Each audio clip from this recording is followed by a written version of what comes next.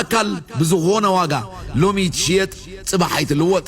زرر بقبرالو دو وكغتصلي خمان زمق ما أن كفتاني ولا مليونات ديكون نحن نفولتهم إرتراويان سلام سلام كبرات متخاتلتينا بوكنسكو عبد الحمد صاحب من الجنال لحدش انت هونكم لايك سبسكرايب بقوا جمروا لمون كم تلمو حدش انت كسات حبرتنا واخم ممكن بلنا سلام تلحو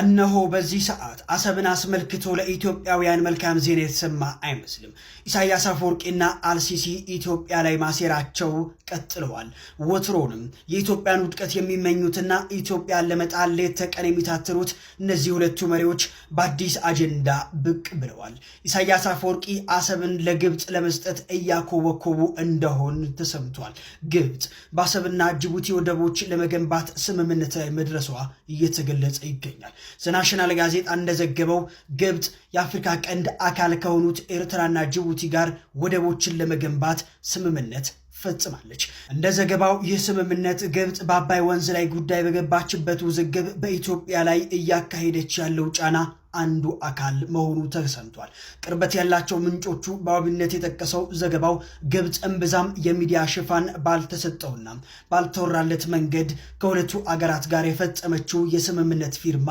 የኤርትራውን አሰብ ወደብንና የጅቡቲን ዶራሌ ወደብ አቅም ማሳደግ የሚል መሆኑን አስረድቷል እናንተስ በዚህ ጉዳይ ምን ትላላችሁ ሐሳባችሁን አጋሩኝ እዚህ ሰዓት እጅግ አሳሳቢ የተባለ መረጃ እየተሰማ ይገኛል የኤርትራው ፕሬዝዳንት ኢሳያስ አፈወርቂ አሰብንም ለግብጽ አሳልፈው እንደሰጡ የሚያሳዩ መረጃዎች እየወጡ ይገኛሉ ዘናሽናል እንደዘገቡ ከሆነ ኢጅፕትም በኤርትራ በአሰብ ወደብ ላይ እንደዚህም ደግሞ በጅቡቲ ወደቦች ላይ የማልማት ስራ በሚል እነዚህን ወደቦች የመቆጣጠር ስራ እንዲየሰራች እንደምትገኝና በዚህም ታዲያ ከኤርትራ መንግስት ጋር ጭምር ስምምነት እንደፈረመችም የሚወጡ መረጃዎች እያሳዩ ይገኛሉ ይህንን ጉዳይ ደግሞ ኢትዮጵያ በምንም ተአምር ቁጭ ብላ የማትመለከተው ስለመሆኑ ዓለም አቀፍ የፖለቲካ ተንታኞችም እየገለጹ ይገኛሉ አባይ ወንዝ ላይ ከፍተኛ የተባለ ወቀሳን ስታቀርብ የነበረችው ግብጽ አሁን ታዲያ ኢትዮጵያ ትጠቀምባቸዋለች ተብሎ እየታሰቡ የሚገኙ ወደቦችን የመቆጣጠር ስራ እየሰራች ትገኛለች ይህ ደግሞ ከኢትዮጵያ ብሔራዊ ጥቅም አንፃርም ከፍተኛ የተባለ አደጋን የሚደቅን ከመሆኑ ጋር ተያይዞ ኢትዮጵያ ዝም ብላ እንደማትመለከተው እየተገለጸ ይገኛል ዘናሽናል እንደዘገበው ከሆነ አሁን ላይ ኤርትራና ከጅቡቲ ጋር ግብጽ የተስማማቸው ስምምነት አሰብ ላይ እንደምትመለከቱት አሰብን የማልማት ስራና እንዲሁም ደግሞ በጅቡቲ ደግሞ ዶራሌ የሚባለው ወደብ የማልማት ስራ በሚል ስምምነት ፈርማለች ነው የተባለው ይሄም ታዲያ ኢትዮጵያውን ዙሪያዋን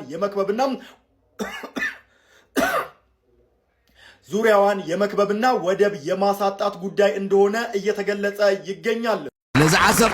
ንዝኾነ አካል ብዝኾነ ዋጋ ሎሚ ትሽየጥ ጽባሐይት ልወጥ زرر بقبرالو دو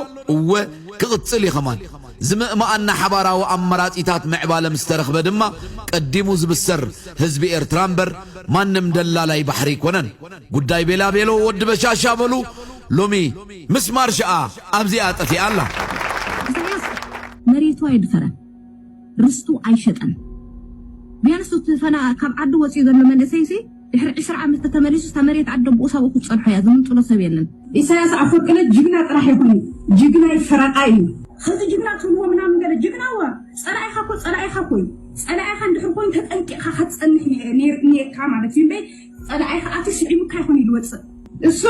አይናገር አመት ሓደ ጊዜ እሱ ተናገር ተብይ ተቀስቅሽ ልናገር ስብአይ ካብ ስብአዩ ቀደደደ ይብል ተርባዕባ አይብል ጨደደደ ይብል ለሐዘለ ይውል አይፍክር ታድ ገብራ በተግባር ኮይዱ አሳቅ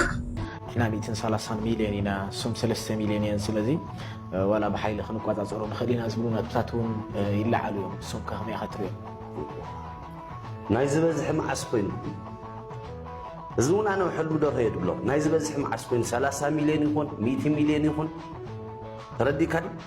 ምንም ደምጾ ነገር የለም በኃይል እኮ ህዝባው ግንባር ሐያል ህዝባው ግንባር ከሸንፍ ኸዲ بفقرون هزباو قنباري لشنف هما ما تبزح دستي كفتني لعلك تردي كاري خندي يرتراي المسسوي لن هما ما تبزح دستي كفتاني ولا مليونات ديكون نحن هنا الفولتوم يرتراي السوم كان عنا فولتنا نا يرتراي انكاراتاتي بزي بوغن صلاي بحرنا دبال هم دبال أحسبني بسرو بحر ناي من يعني ناي إرتراويان سروق يحلموه بحيل دبهاد نجر بعسلة تمتناتي لهم عسلة رأسي إرتراو له أبي إرتراو له رأسي خالي سلازة زي عم نحرف يورد لما تمس على عزول ما كان أي خلنا يقول لك إليه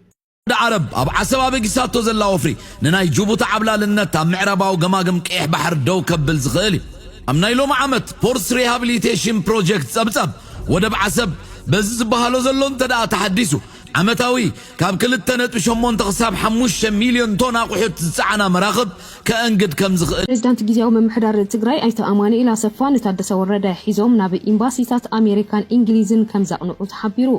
እቶም ኣመራርሓ ጊዜያዊ መምሕዳር ድማ ነቶም ኤምባሲታትን ጥርዓን ከም ዘስምዑ ተገሊጹ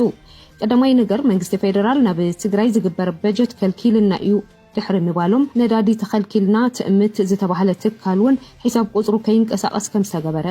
ገሊጹ ስለዚ ሕጋውነትና ይመለስ እንድሕር ዘይኮይኑ ድማ ውዕሊ ፕሪቶሪያ ይፈርስ ከም ዘሎ ክትፈልጡልና ይግባእ ዝብል ሓሳብ ኣቕሪቦም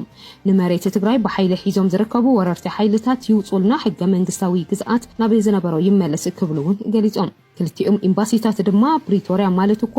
ዕጥቂ ምፍታሕ ምስካሊ ሃገር ርክብ ዘይምግባር ንሕገ መንግስቲ እዛ ሃገር ምግዛእ እዩ ምስበሉ ንስኹም እኮ ኮማንዶታት ተመረቑ ዝተቐበረ ከበቲ መሳርያ ሒዝኩም ትንቀሳቀሱ ከም ዘለኹምን ምስ ስርዓት ኤርትራ ተሰሊፍ አንጻር ኢትዮጵያ ተሰርሑ ከም ዘለኹም መንግስቲ ፌደራል ብተደጋጋሚ ይገልጽ ከም ዘሎ መልሲ ሂቦም ብነበር ፕሬዝዳንት ጊዜያዊ መምሕዳር ትግራይ ኣይተ ጌታቸው ረዳ ዝምራሕ ውድብ ስምረት ሓዊሱ ብዙሓት ፖለቲካ ፓርቲ ከይንቀሳቀሱ ኣጊድኩም ይኹም ዝብል حسابون كابتوم إمباسيتات قريبو دحر حزي كم قدم نخيكون يخئل እዩ እቲ ዝጠቕስናልኩም በህጹጽ ደው ኣብሉ ዝበሉ ኮይኖም እዚ ምስትገብሩ ኢና ምስ መንግስቲ ኢትዮጵያ ክንደራደረኩም እንኽእል ኢሎም መልሲ ከም ዝሃብዎም እናተገለጸ ይርከብ ውግእ ንዳሎም እዚ ኣብ ሕቦ ኣኺባ መራሕቲ ሕወሓትን ሰራዊት ውሳነ እንተመሓላሊፉ ዝበሃል ዘሎ ዜና እንታይ እዩ ኣብ ከተማ ኣክሱምን መቐለን ኣብ ዝተኻየደ ሰፊሕ ኣኺባ ላዕለዎት ኣመራርሓ ሕወሓት ኣዘዝቲ ሰራዊት ተሳቲፎም ኣብ ዝመኽረሉም نحديش كينات ناي مدلا وسانه خمس توسنن نتي بجنرال تادس ورد زمرح زلو غزياو ممحدار تግራይ بمفراز سلطان نابت بدكتور دبرጽዮን ገብረ ሚካኤል ዝምራሕ ሴንትራል ኮማንድ ከመሓላለፍ حساب ከም ዝቀረበ ሓደ ጸብጻብ መላኺቱ እታ ኣኺባ መስከሮ አዲስ አበባ ምሳዓተው ግን ንበይን ካንተ ዘይኮይኑ ካሊ ሰብ ሒስካለይ ከይትመጽእ ኢልዎ በይን ካንተ ዘይኮንካ ካሊ ሒስካለይ ከይትመጽእ ኢልዎ እንታደስ مس حوحات بحال دردر يبلين زيد حدقاي مس حوحات بحال دردر يبلين سلاز تحدثه خم غزياو محدار وكيلكا بين قناعه زياتهم ابالات حوحات سلازخونو مراحت حوحات سلازخونو سرح فصمت حوحات سلازخونو كعاتو مس حوحات كدرادر دليت يبلين سلازي اب ايتروفيلو زي احز تعباي حدقاي من الواش تحدث يبلنن كبل خون بتخكل جن حوحات بحال مستودب كدرادر يدلن كم زوله بقلت خم تزاربه عبزي اي زارب الله انا زحتته اللي ازارب زل مرتو عزلني ازارب زل مرتو عزي بلا بدا دويت قريتل ايك علن بسو ايك علن عين دوليون طرحت يكونس حدا قايل ناس لنا مرتو عزي ولينا امن اوزيو سبات مصيمون مرتو عدلكم دالنا نحزبنا زي